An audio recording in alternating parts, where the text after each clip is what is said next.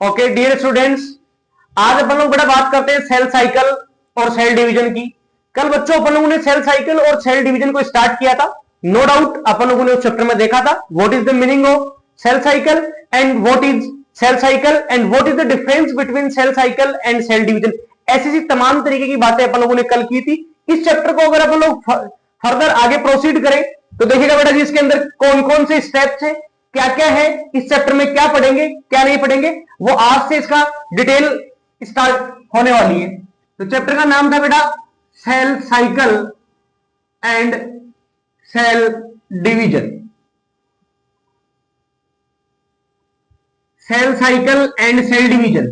बच्चों cell division क्या होता है बेटा, कल देख लिया था, एक सेल से 2 डॉटर सेल का बनना सेल डिवीजन है। सेल डिवीजन क्यों होता है बेटा, कल बात हो गई थी। सेल साइकिल क्या है बच्चों, कल बात हुई थी बेटा cell cycle. I repeat again, path of cell division. Cell division का जो पाथ है उसी को अपन लोग क्या बोलते हैं, सेल साइकिल बोलते हैं। अरे ठीक है बच्चों, ओके। अब देखो बेटा जी अपन लोग बात करते हैं कि ये सेल साइकिल आप लोगों ने देखा था कि ये कोई छोटी प्रोसेस नहीं है, कोई सेकंड्स में मिनट में होने वाली प्रोसेस नहीं है। ये एक लॉन्ग प्रोसेस है और डिफरेंट सेल को डिवाइड होने में आपको अच्छी तरीके से पता है बच्चों, डिफरेंट टाइम पीरियड लगता है। तो बेटा जी मैं बात करता हूं आगे, फेजेज ऑफ सेल साइकिल। मतलब इस सेल साइकिल में, इस कोशिका चक्कर में कौन कौन सी प्रावस्थाएं आती है। पहली बात तो बेटा जी मैं आप लोगों को एक चीज क्लियर कर देना चाह रहा हूं, मुझे पता है आप में से खूब सारे बच्चे हिंदी माध्यम के हैं, खूब सारे अंग्रेजी माध्यम के हैं। तो बेटा मैं जो यहां पे लिख रहा हूं ना, तो पहली बात तो आप लोग निश्चिंत रहिए, हिंदी मीडियम है उसके भी बहुत अच्छे से समझ में आएगा और इंग्लिश मीडियम विद्यार्थी है उसके भी बहुत अच्छे से समझ में आएगा। समझाने की गारंटी 200% मेरी है, आप लोग इस वीडियो को अगर पूरा देखते हैं तो बेटा जी क्या है heading, phases of cell cycle. Phases of cell cycle. बेटा जो सेल साइकिल है उसमें कौन कौन सी फेज आती है, कोशिका चक्कर की प्रावस्थाएं। तो देखो बेटा जी जनरली जो आपकी एनसीईआरटी में गिवन है बेटा वो 2 प्रावस्थाएं गिवन है, बोले तो 2 फेजेज दी हुई है बेटा। Number first M phase, number first बेटा जी M phase and number second interphase. Interphase ये एम प्रावस्था है बच्चों और ये अंतरावस्था है। एनसीईआरटी की हिंदी में ऐसा सा कुछ लिखा हुआ है, इंग्लिश में आपके सामने है एम फेज और इंटरफेज। देखिएगा इन फेजों में अपन लोग पहले तो इन फेज का मीनिंग समझते हैं। समझना बेटा जी एम फेज क्या है, यहां पे एम का मीनिंग है एम फॉर माइटोसिस। मतलब बच्चों ये माइटोसिस अवस्था है, माइटोसिस प्रावस्था है।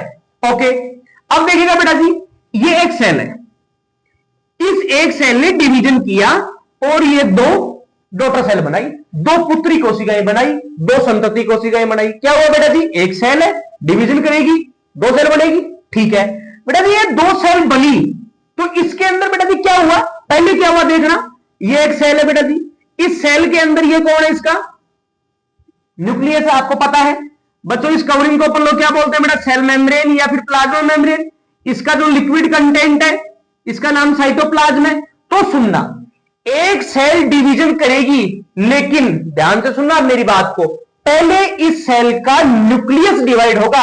इट मींस बेटा ये सेल कुछ ऐसा सा करेगी, पहले अपने न्यूक्लियस को डिवाइड करेगी। इस सेल के अंदर ये कौन है, न्यूक्लियस है, पहले न्यूक्लियस के नंबर को क्या करेगी, इंक्रीज करेगी। बेटा न्यूक्लियस के लिए वर्ड होता है कैरियो, न्यूक्लियस के लिए वर्ड होता है कैरियो और डिवीजन का मतलब होता है बच्चों काइनेसिस। डिवीजन का मतलब है बच्चों काइनेसिस। तो बेटा अपने पास में वर्ड आ गया कैरियो काइनेसिस। बेटा जी केंद्रक विभाजन, तो पहले इस सेल का बेटा जी न्यूक्लियस डिवाइड होगा और एक सेल के अंदर ही 2 न्यूक्लियस बनेंगे। बेटा ध्यान से सुनना आप मेरी बात को, जब एक सेल के अंदर न्यूक्लियस होता है तो उसको अपन लोग न्यूक्लियस बोलते हैं, और जब एक ही सेल में मोर देन 1 न्यूक्लियस होता है, बोले तो एक से ज्यादा अगर केंद्रक होते हैं तो बेटा जी उसके लिए अपन लोग प्लूरल वर्ड लगाते हैं। और बेटा जी एनसीईआरटी में जगह जगह वर्ड लिखा होता है न्यूक्लियाई। देखिएगा बेटा जी क्या, न्यूक्लियाई। तो बेटा न्यूक्लियाई एक तरीके से क्या है, एक न्यूक्लियस है तो नाम है न्यूक्लियस और अगर 2 है तो उसका नाम क्या हो गया, न्यूक्लियाई। तो बेटा जी पहले एक सेल अपने अंदर न्यूक्लियस की अमाउंट क्या करेगी, डबल करेगी, बोले तो देसी भाषा में केंद्रकों की संख्या को बढ़ाएगी। अरे कोई डाउट है, कोई प्रॉब्लम नहीं है। अब देखो बेटा सेकंड स्टेप में क्या होगा, ये एम फेज में हो रहा है ऐसा बच्चों, एम फेज में पहले क्या, कैरियोकाइनेसिस। बेटा इसके बाद में इस सेल का साइटोप्लाज्म डिवाइड हो जाएगा। आपको पता है इस न्यूक्लियस के सराउंडिंग में ये कौन पड़ा है बच्चों, साइटोप्लाज्म पड़ा है बच्चों। तो बेटा ये साइटोप्लाज्म क्या हो जाएगा, डिवाइड हो जाएगा। साइटोप्लाज्म क्या हो जाएगा, डिवाइड हो जाएगा। तो सेकंड स्टेप क्या हो गया बच्चों, सेकंड स्टेप हो गया बेटा साइटोप्लाज्म का मतलब साइटो, और साइटोप्लाज्म क्या हो रहा है, डिवाइड। इट मींस बेटा जी साइटोकाइनेसिस। क्या बेटा मैं यहां से अच्छी तरीके से आ रहा हूं, दिख रहा हूं ना आप लोगों को, साइटोकाइनेसिस, कोशिका द्रव्य विभाजन। तो एम फेज देसी भाषा में सारी चीजों को अगर मैं समराइज करके आपके सामने प्रस्तुत करूं तो साथियों एम फेज 2 फेज में होगा। नंबर फर्स्ट कैरियोकाइनेसिस, केंद्रक का विभाजन, एंड नंबर द्वितीय साइटोकाइनेसिस, बोले तो कोशिका द्रव्य विभाजन। और ये सेल, एक सेल से बेटा जी कितनी सेल बन गई, 2 सेल बन गई। इन दोनों सेल को आप लोग क्या बोलते हो, या तो प्रोजेनी सेल या फिर इसकी डॉटर सेल, क्योंकि ये इसकी क्या थी बेटा जी, पेरेंट सेल थी। ये पेरेंट सेल, इस पेरेंट सेल में न्यूक्लियस का डिवीजन, न्यूक्लियाई बनेंगे, देन इसमें क्या होगा, साइटोप्लाज्म का डिवाइड होगा और 2 सेल बन जाएगी। बेटा ये एम फेज है। तो एम फेज का एक माइंड मैप तैयार हो गया कि एम फेज क्या है, एम फेज में क्या होने वाला है, कैसे से होने वाला है, कितने स्टेप है, पहले कौन होगा बाद में कौन होगा। मेरे हिसाब से सारी चीजें आप लोगों के क्लियर है। अब देखना बेटा, अब आप मुझे बताओ बेटा जी, एक सेल ने यहां से चल के यहां पे 2 सेल बना दी, मतलब डिवीजन अपना कंप्लीट कर लिया। बेटा जी ऐसा बोलते हैं कि अगर किसी सेल को, ध्यान से सुनना आप मेरी बात, अगर किसी सेल को डिवाइड होने में जितना भी टाइम लग रहा है, कितना भी लगे, जैसे आप लोगों को पता है ह्यूमन के लिए टाइम कितना है बेटा जी, 24 आवर, और जो ईस्ट है फंगस सैकेरोमाइसिस सेरेविसी, उसके लिए बेटा जी कितना है, 90 मिनट्स। तो बेटा जी ये क्या है, ये ड्यूरेशन है किसका, सेल डिवीजन का। बेटा एक सेल डिवीजन का, ध्यान से सुनिएगा साथियों मेरी बात को, एक कोशिका चक्र के जितनी भी अवधि है, सेल डिवीजन का जितना भी टोटल टाइम पीरियड है, उसका 5% सेल कहां स्पेंड करती है, एम फेज में बिताती है। देसी भाषा में मतलब सेल डिवीजन होने में तुम्हें टाइम लगे, बिकॉज सिर्फ 5% समय कटे लगे एम फेज में लागे। अरे समझ में आएगी क्या बात, सर जितना भी टोटल टाइम लगेगा उसका एम फेज में मात्र 5% लगेगा। अगर बेटा जी मैं ह्यूमन बीइंग के ऊपर इस कंसेप्ट को एप्लीकेबल करूं तो जरा आप लोग देखिएगा, ह्यूमन बीइंग के लिए बेटा टाइम कितना है, 24 आवर। तो बेटा 24 आवर में से मात्र और मात्र 1 घंटा कहां स्पेंड हो रहा है, एम फेज में। बाकी के 23 घंटे कहां स्पेंड हो रहे हैं बेटा जी, इंटरफेज में। 23 आवर कहां लग रहे बेटा जी, इंटरफेज में लग रहे। अरे कंसेप्ट क्लियर है। अब देखिएगा बेटा जी आप लोग, इसमें टोटल टाइम कितना लगा, 5%। तो बेटा वो रिमेनिंग 95% टाइम है वो कहां लग गया, इंटरफेज में लग गया। इसका मतलब इंटरफेज में 95% टाइम लगेगा और एम फेज में 5% टाइम लगेगा। और एम फेज में पहले कैरियो देन साइटो, पहले केंद्रक विभाजन फिर कोशिका द्रव्य विभाजन और 2 सेल बन गई। बेटा ये एम फेज कंप्लीट हो गई। एम फेज में इतने ही कंसेप्ट आपके एनसीईआरटी में है और मैं आपको दावे के साथ में बोल सकता हूं, इससे बाहर आपको एम फेज पढ़ने की कोई जरूरत नहीं है, इसलिए 200% गारंटी मान लेता हूं। ओके बेटा जी आगे देखेगा।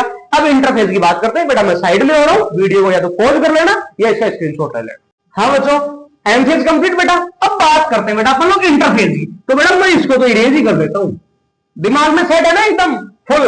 अब आओ इंटरफेस के 1 बाय 1 कंसेप्ट की बात करते हैं। बेटा पहली बात तो इंटरफेज में कितना टाइम लगता है टोटल सेल डिवीजन का, 95% टाइम। ओके बेटा जी। इसके बाद में देखो बेटा जी, आपने बोला कि सर एम फेज में क्या होगा, ये सेल है और ये सेल ऐसे डिवीजन करेगी। तो बेटा ये सेल डिवीजन करने से पहले, सेल डिवीजन की जो भी तैयारी है ना, मतलब 2 सेल बनने से पहले की जितनी भी तैयारी है वो सारी कहां होती है बेटा जी, इंटरफेज। और मैं बायोलॉजी के कंसेप्ट की बात करूं बेटा जी, गौर से सुनना आप लोग, ये वर्ड जगह जगह आता है बेटा। बायोलॉजी में अगर कहीं पर भी वर्ड इंटर आ गया ना, इसका मतलब वो चीज किसी 2 के बीच में फंस गई।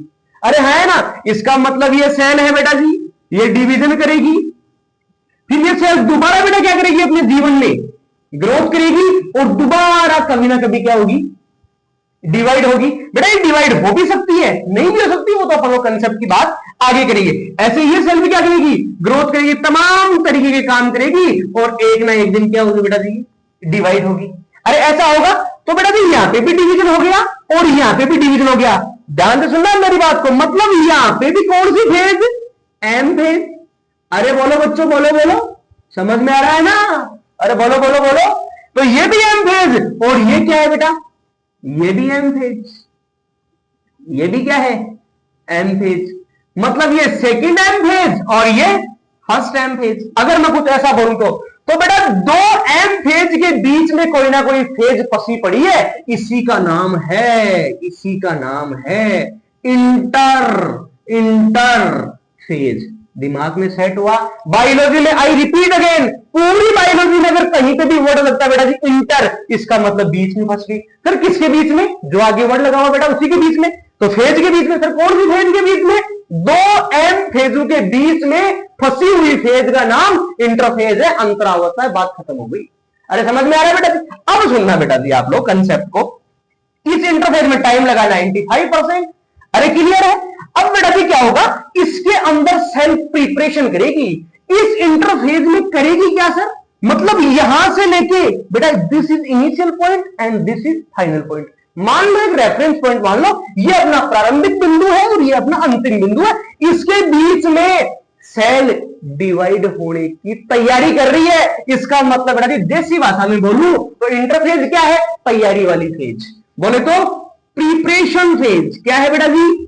Preparation phase. प्रिपरेशन फेज ये तैयारी वाली है। सर किसकी प्रिपरेशन? बेटा जी सेल डिवीजन की प्रिपरेशन। इसका मतलब ये क्या है? प्रिपरेशन फेज है। और बेटा जी आपकी इंग्लिश की एनसीईआरटी में लिखा हुआ है phase is time between two successive M phase. मतलब दो लगातार एम फेजों के बीच का क्या है? ये समय अवधि है, ये टाइम पीरियड है। मतलब ये प्रिपरेशन वाली फेज है। अरे जैसे आप लोग ये समझ लो बेटा शादी कितने दिन होती है? शादी एक ही दिन होती है, लेकिन शादी की तैयारी बेटा 1 महीने तक चलती है। तो बेटा वो 1 महीना तो क्या है आपका? शादी की तैयारी, वो तो है इंटरफेज। और वो एक दिन शादी हुई ना, वो क्या है? M phase. बात खत्म हो गई। तैयारी वाली फेज इंटरफेज, और जिसमें डिवीजन होगा वो एम फेज, जिसमें पहले कैरी और बाद में साइट हो। अब देखना बेटा, अब बहुत सारे बच्चों के दिमाग में डाउट आ रहा है। पता है आपके दिमाग में डाउट क्या है? बताओ डाउट क्या है? कि सर तैयारी किस चीज की? कैसी तैयारी? क्या तैयारी? तो सुनो बेटा, तैयारी ये अपन लोगों को यहाँ पे कोई कपड़े तो लेकर नहीं आने हैं, कोई कोट पैंट तो सिलाने नहीं है बेटा जी। यहाँ पे एक सेल क्या करेगी? आप मुझे बताओ, एक सेल डिवाइड होने से पहले क्या अपनी ग्रोथ नहीं करेगी? तो बेटा एक सेल अपने साइटोप्लाज्म के अमाउंट को बढ़ाएगी। आपको पता है एक सेल अपनी साइटोप्लाज्म के अमाउंट को बढ़ाएगी तो उसकी साइज बढ़ेगी। तो बेटा कहीं ना कहीं ध्यान से सुनना आप मेरी बात, मेरे पास जगह नहीं है, मैं इरेज कर लेता हूं। जगह कम पड़ गई रे बच्चों।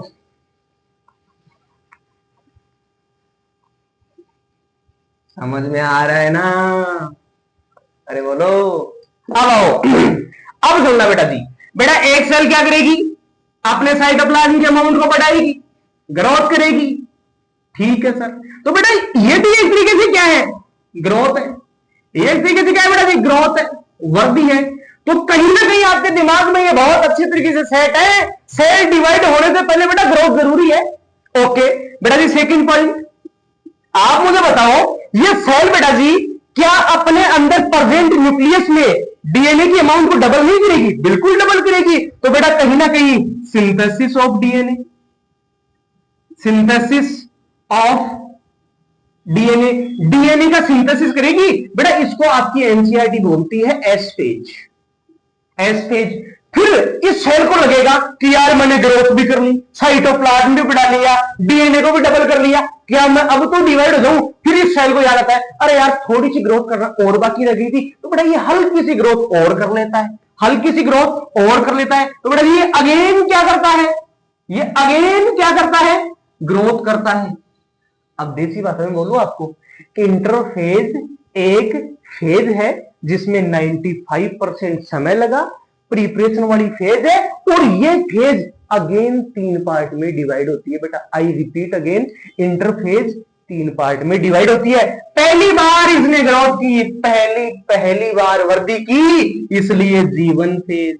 अरे बोलो बच्चों, बोलो बोलो बोलो बोलो, जीवन फेज। फिर डीएनए का क्या हुआ? सिंथेसिस। तो बड़ा एनसीईआरटी में लिखा हुआ एस फेज, एस परावस्था, एस फॉर सिंथेसिस, बोले तो संश्लेषण परावस्था। मैंने क्या बोला था? बची खुची वृद्धि और करती है। तो बेटा जी G2 फेज, उसको अपन लोग क्या बोलेंगे बेटा, G2 फेज। ये G1 फेज, ये S फेज और ये G2 फेज, और इन तीनों को मिला के इंटरफेज बोलते हैं। बात खत्म हुई। दोबारा सुनना, G1 plus S plus G2, इन तीनों को मिला के इंटरफेज। और सबसे पहले G1 then S phase then G2 phase, interphase complete, start M phase. तो प्रोग्राम क्या चला सर, G1 ग्रोथ पहली बार, सिंथेसिस, G2 फिर M फेज, और M में बेटा पहले क्या, कैरियर, बाद में क्या, साइटो, फिर ये सेल वापस ग्रोथ, बोले तो G1 S G2 M, फिर बेटा जी ये प्रोसेस कंटिन्यू चलता रहेगा। तभी तो हेडिंग क्या है बच्चों, सेल साइकिल। बेटा जी अगर मैं बात करूं साइकिल की, तो इस पूरे प्लानेट पे साइकिल गलत पढ़ाए जाते हैं। क्या क्या सर, क्या पूरे प्लानेट पे साइकिल गलत पढ़ाए जाते हैं? जी हाँ, पूरे प्लानेट पे, पूरे ब्रह्मांड में, पूरे यूनिवर्स में, पूरी धरती देश दुनिया में साइकिल गलत पढ़ाए जा रहे हैं। बहुत सारे बच्चों के दिमाग में रहा, सर आप सही पढ़ाओगे। ना ना बेटा, साइकिल का कोई इनिशियल पॉइंट नहीं होता, क्योंकि साइकिल को आप लोग कहीं से ही पढ़ लो, क्योंकि आपको पता है G1 then S then G2 फिर M फिर G1 फिर S फिर G2। तो बेटा ये साइकिल तो चलता रहेगा, कॉन्टिन्यूअसली चलता रहता है। इसलिए बेटा हेडिंग है, साइकिल किसका है, सेल का है, इसलिए हेडिंग है बेटा सेल साइकिल। तो सेल साइकिल मेरे हिसाब से बेटा समझ में आ गई। दो फेज, M फेज इंटरफेज। बेटा M फेज में पहले कैरियर देन साइटो, इंटरफेज में 3 G1 S G2। और बेटा याद रख लेना, ये बात एनसीईआरटी में है नहीं, लेकिन आपकी जानकारी के लिए बता देता हूं, सबसे बड़ी फेज G1 है, इंटरफेज की भी सबसे बड़ी फेज G1, फिर S फेज और फिर G2 phase. Thank you very much. आगे की चर्चाएं जारी रहेंगी ब्रेक के बाद। धन्यवाद और अपना ब्रेक 24